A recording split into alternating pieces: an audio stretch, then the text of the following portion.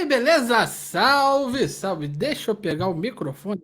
Botei pro lado, rapaz. Esqueci de botar de volta. Começando bem, né? Começando bem. Caraca, ganhamos! Todo mundo fica feliz, todo mundo tá rindo à toa. O time voltou a ser maravilhoso, o time voltou a ser o dinizismo, que tá em alta, né? Eita ferro, bastou 3 pontos na galeria, tudo fica certo, tudo fica bonito. Só vejo elogios do torcedor, que o mesmo torcedor que no intervalo do primeiro para o segundo tempo estava detonando, falando que o time estava horroroso, estava uma porcaria. Torcedor tem que ser isso mesmo. Torcedor é paixão, torcedor é 100% vibração. Então, palmas para a torcida, palmas para o time. Mas aqui cabe a mim falar o que eu vejo, não apenas como torcedor, mas também como analista. Mas falando como analista, deixa eu te dar um recado. Cara, para tudo mesmo, porque esse recado aqui é importante, é novidade, é diferente e é para você que gosta e sonha em trabalhar com futebol. Olha aqui, ó, acertei até o lado hoje, hein? Novidade boa lá do futebol interativo, hein, cara? Tem curso de narração de futebol e olha só quem são os professores. Cá entre nós, hein? J. Júnior, João Guilherme. Esses caras são fera demais, hein? Só não perdoa o futebol interativo, que na minha época de estudante não tinha isso. Aí vocês não disponibilizavam. Quando eu tive que aprender na marra, fui sozinho, caí de paraquedas lá. Bati cabeça, tive que aprender. Não, fiz curso. Mas não era curso assim, desse nível, né? J. Júnior, João Guilherme, olha só fera. E vou te falar o seguinte, cara, esse curso aí são aulas online e tem aula prática também com as feras, é isso mesmo. Então, se você está afim, você quer trabalhar com jornalismo esportivo, narração esportiva de futebol, corre, vou deixar esse link aqui na descrição do vídeo para você se dar bem, pegar lá um super desconto, cupomzinho parceiro aqui. Mas olha só, é o seguinte, esse cupom é especial, tá? É um cupom diferente.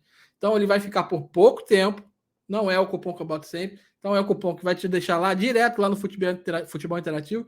Então você precisa correr, até porque o número é bem limitado, tá? Então corre, porque vai acabar. Se eu te garanto que vai acabar.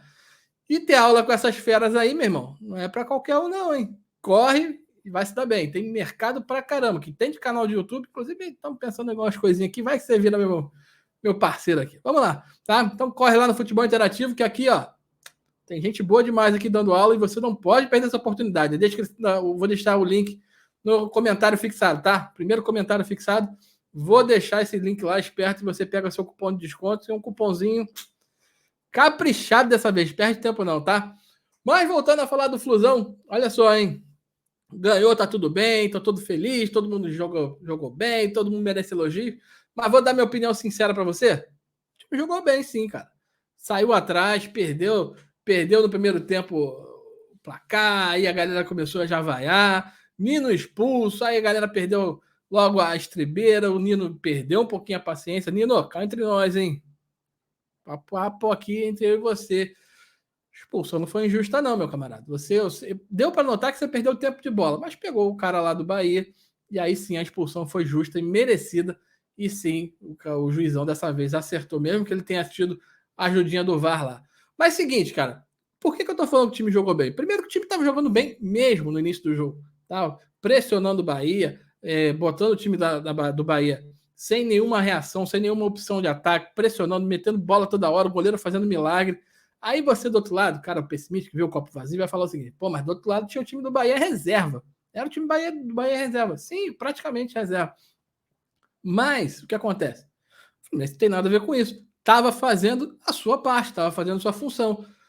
Veio a expulsão, veio o gol num contra-ataque. Na verdade, tinha sido o segundo contra-ataque seguido praticamente. E aí saiu o gol. Cara, quem vai atacar uma hora se expõe. E aconteceu. O Bahia foi lá e marcou o gol. Logo depois o Nino foi expulso. E aí sim a coisa parecia que ia desandar, a coisa ia complicar.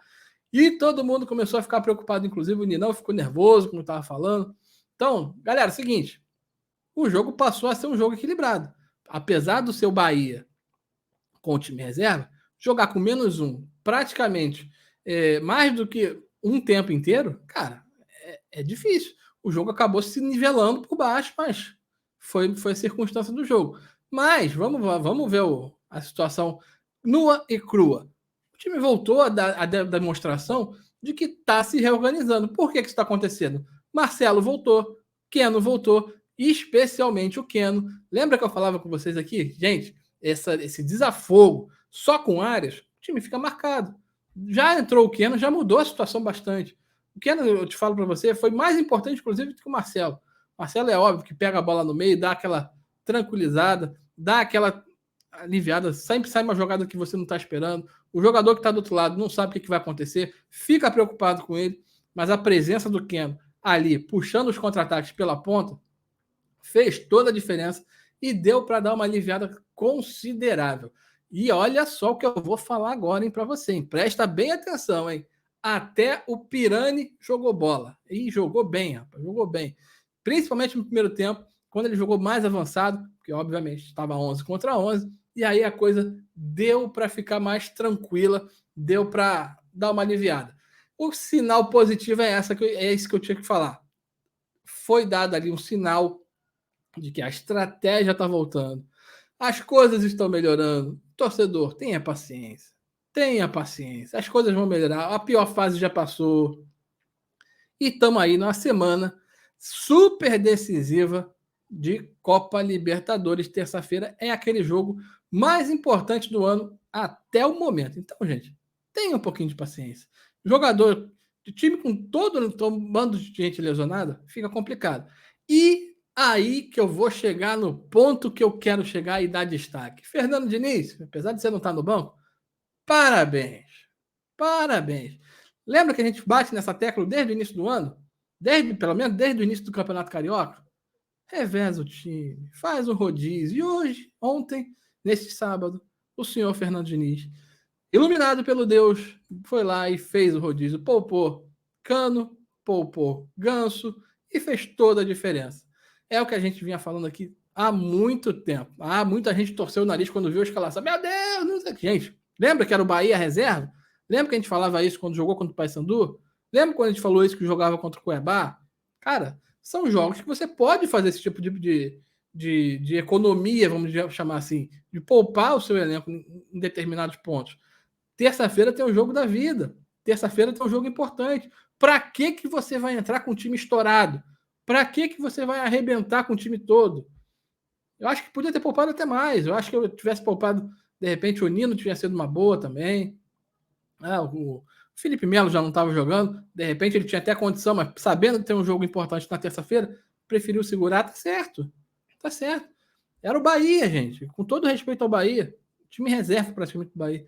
Tinha capacidade. E vou mais além. E aí, se você concorda comigo, você mete o dedo no like, se inscreve no canal e mete comentário. A possibilidade de ter o Cano e o Ganso no banco deu uma baita tranquilizada no final do jogo. Quando o time estava sofrendo pressão, o que aconteceu? Saíram jogadores que estavam cansados e entraram quem? Esses dois jogadores. E o Guga, ainda teve o Guga também que entrou. Ou seja, são jogadores que você sabe que tem qualidade técnica, você sabe que são jogadores que você pode botar a bola no pé dele, ele não vai fazer besteira, não é com todo respeito à pessoa, não é um Thiago Santos que vai pegar, vai dar um bicão na bola, vai fazer uma besteira, você não pode confiar. Enfim, são jogadores de alta qualidade técnica que entram no final do jogo para segurar o resultado, entram com gás total, não vão se quebrar para o próximo jogo, e aí, gente, a tendência é melhorar. Então, o resultado foi importante, o resultado foi importantíssimo para dar tranquilidade para esse jogo da Copa Libertadores. E o clima? O clima estava pesado? Estava pesado, sim. Nitidamente, os jogadores estavam tensos com todo esse bafafá que está acontecendo aí, essa discussão toda de briga, racha no elenco, discussão com o Fernando Diniz, discussão com o departamento de fisioterapia.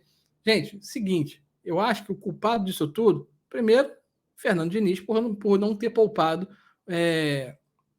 os jogadores, fazer o rodízio que ele finalmente resolveu fazer. Se foi uma pressão do elenco, e ele ouviu, parabéns, Fernando Diniz, você está ouvindo as pessoas que estão do outro lado.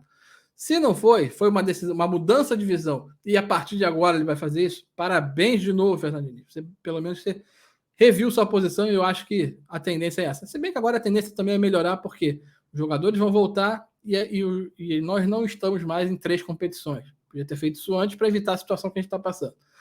Porém, para mim, o grande culpado disso, e aí você vai falar, caramba, não tinha pensado nisso? Provavelmente. Departamento de comunicação. Por que você não comunica direito as coisas? Por que se esconde tantas coisas?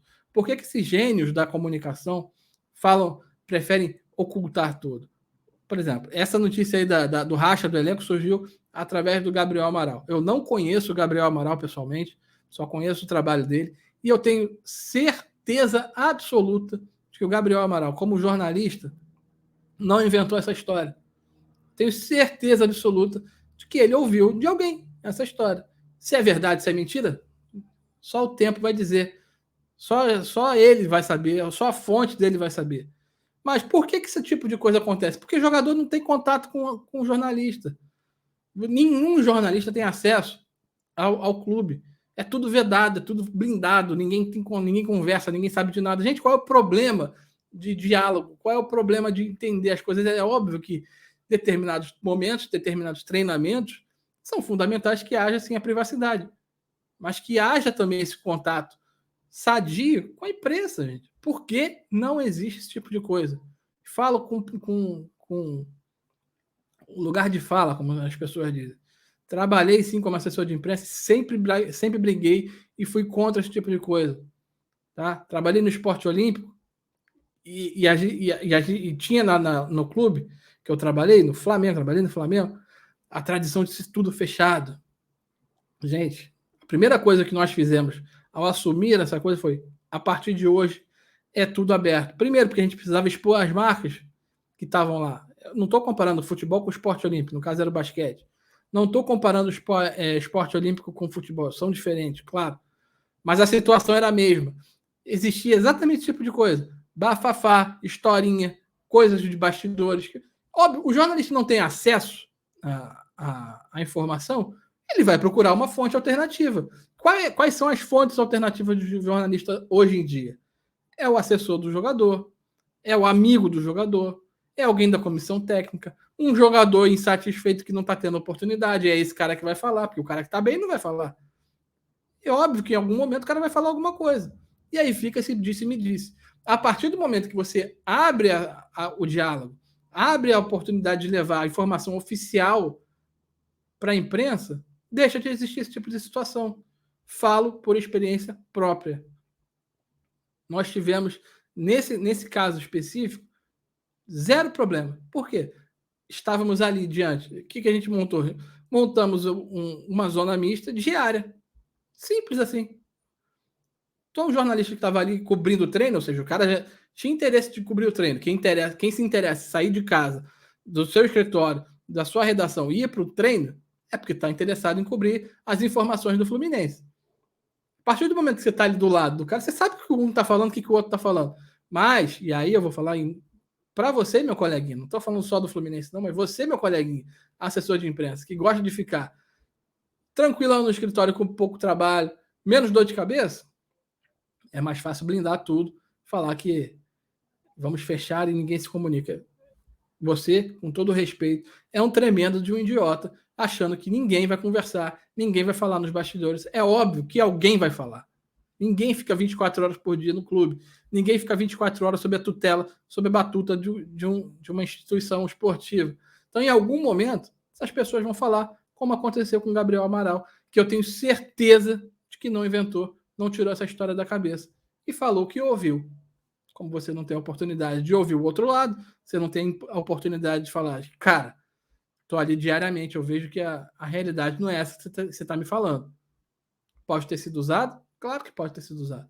Mas essa situação é gerada justamente pela política das assessorias de imprensa esportiva que dificultam e acabam criando problemas para elas mesmas, pensando em ter menos trabalho. Você concorda comigo, rapaz? Se você concorda, mete o dedo no like. Se você discorda, mete o dedo no dislike, explica por que no comentário e se inscreve no canal. Afinal de contas, teu camarada aqui precisa e muito, mas muito mesmo da tua ajuda para a gente poder continuar crescendo aqui. Tá, beleza? Valeu, até a próxima. Tchau, tchau.